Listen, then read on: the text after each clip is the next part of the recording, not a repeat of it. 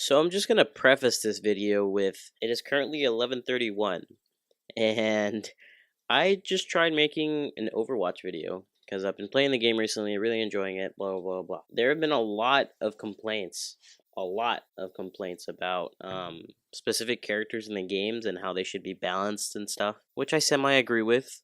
And then I got into this game. Alright, so these guys are already kind of up here, and I know the second I walk out, I'm dead. So I'm just gonna back up a little bit.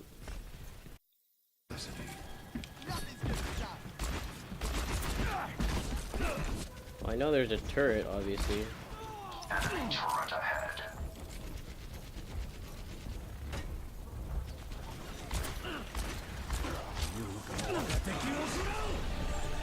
Oh my god. How am I supposed to even defend against that, bro?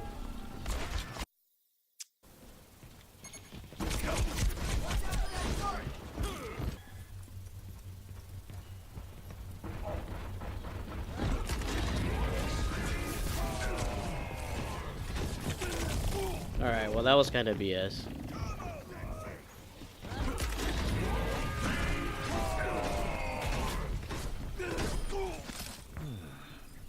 Back into the mix. Alright. So, let's just see how many people agree.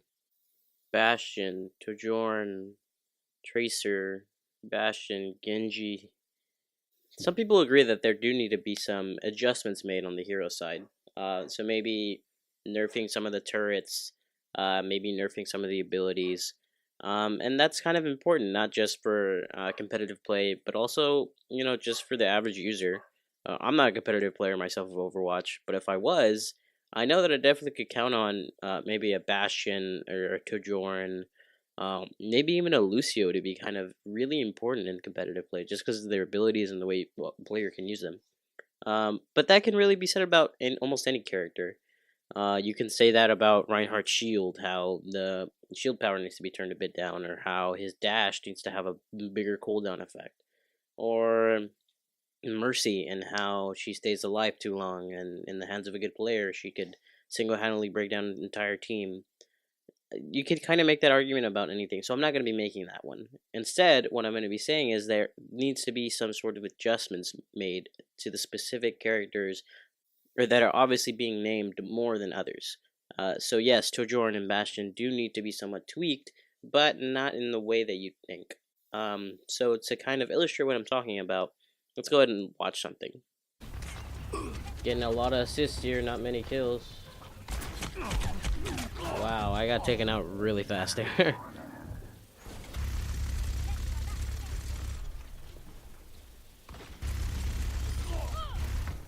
Right, so in the clip you just saw, it was just a recording of me earlier today, trying to get some footage for a video that I was going to make today. And the recording you just saw, you see, I believe it's a Widowmaker and her ability to kind of like see everybody on the map. That's fine. But you also see a Bastion who had just finished preparing himself, I'm pretty sure.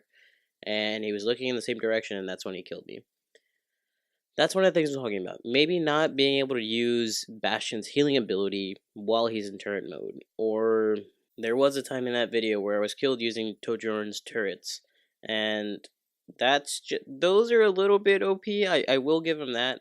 A way to tweak them would absolutely be to maybe turn down their range, or to decrease or increase the amount of time it takes for them to lock onto you. Because I know many a game I've been, or we've been defending or trying to capture a point, and there are two turrets up from two enemy Tojourns on the enemy team.